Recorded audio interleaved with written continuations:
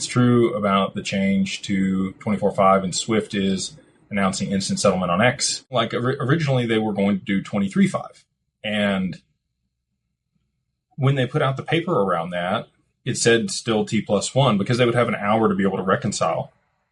But if they're going to do 24/5 right off the jump, there's not any additional time in there. So in my mind, like I said on Monday, I would debate that you would need T+0 in order to be able to facilitate that time frame for trading every single week.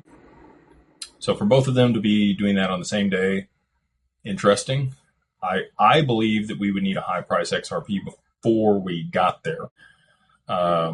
So, they would both be rolling that out Monday, but it would start with Japan's markets for Swift when the rising sun out there in the east.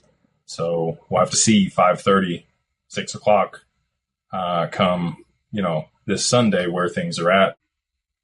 They've changed dates, within a couple days, on ISO implementation and other things as well. Do they push it into July?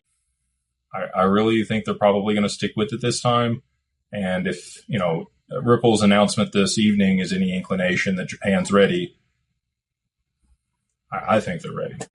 A lot of people still, believing that Clarity Act is going to have to be passed before we see anything.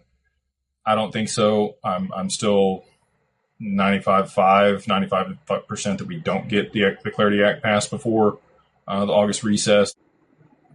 I was on Capitol Hill advocating for both the Genius Act and the Clarity Act the day that the Genius Act got passed and the day that the Clarity Act got passed by the House. So I want it just as bad as everybody else does. I'm not overly confident with the current circumstances that we're going to get there.